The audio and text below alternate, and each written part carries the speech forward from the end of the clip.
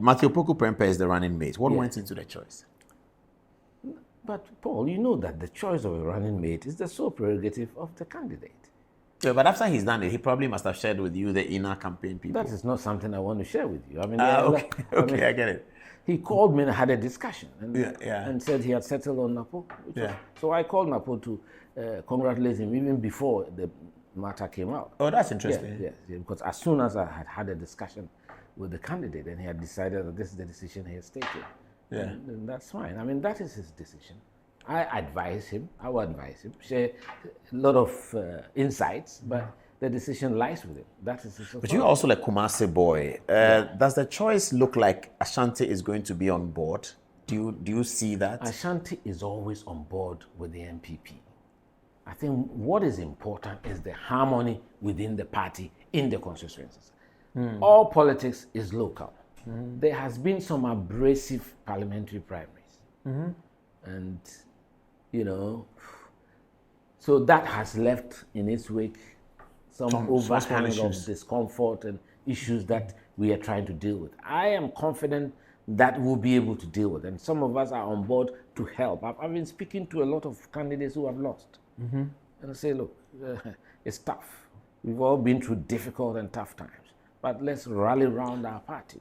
You know, so that is the contribution I'm making. But no person better than Kwabena Adjapong can say that. Because everybody has suffered in this party, it is Kwabena Adjapong. So if he tells you that, I mean, you can't compare your suffering to Kwabena Adjapong. Oh, not that. I mean, you try to cajole them and let them understand that this party, we stand for values. Our values as Democrats. Our forefathers fought Kwame Nkrumah because of one-party state. We believed in democracy. We believed in elections. And they didn't do it for money. Yes. Yeah. I mean, in fact, the monetization of the electoral process is something we have to fight going forward. And I've been having those discussions with the presidential candidate, Dr. Bawumia. It's not sustainable. It will get to a point, good people will say, we don't want to have anything to do with politics. And we should be able to go down and tell our delegates. In fact, they are not called delegates. They are executives. They are the ones who are frontline soldiers working as polling station executives. They are the ones who are supposed to dedicate themselves, going into homes, you know, doing all the hand-to-hand work, determining who our voters are in different localities and all that. That is their work. The canvassers, they are our solid canvassers in the rural communities. But because we want to reward them and say, look, because you work so hard for us, when we have to elect a leader, you have to have a voice. So you become a delegate. But they are executives first. It appears that the name delegates has overtaking the prime one. You know, so we need to go back and let them know. I think there's been some dissatisfaction because, of course, if somebody becomes an MP and he comes to Accra and he's given a four-wheel drive, and Ghanaians have become so materialistic, and sometimes I don't know. I mean, it's part of the work. He's coming from Bimbila or Saboba. He has to use a four-wheel drive back home. And then because of that, he incurs the displeasure of people, you know. And that he's now a big man. Big man. He's and looking then down on them. sometimes the fault is also down with the MPs. Instead of going down and being humble and dealing with them, letting them know that I'm still the same person. You don't roll up and then they don't see you anymore. So, you know, that kind of disaffection, it happens especially with the ruling government. So after 2 terms, there's always that amount of disaffection. But it is for us as political leaders to let our party call down there, the base, animate the base, rejuvenate the base, get them ready for action. An enthusiastic base will always deliver us victory.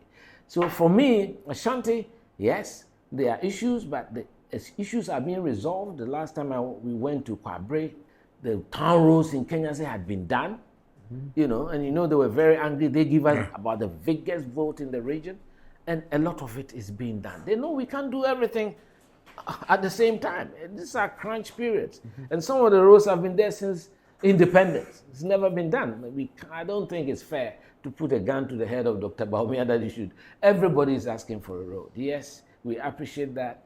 But we've got to be upfront with the Ghanaian people that some of the things cannot be handled. And that is why, if I had been part of government, I wouldn't have advised that we do 111 at the same time. We could have started with maybe 50, complete it, move it to another 30, and then, but we've touched all, but it's good. It's equitable, because sometimes Everybody's seeing that money is coming. Yes. Yeah. And they are so happy, especially the provision of the health facilities. I mean, health delivery in some of our communities is life-threatening.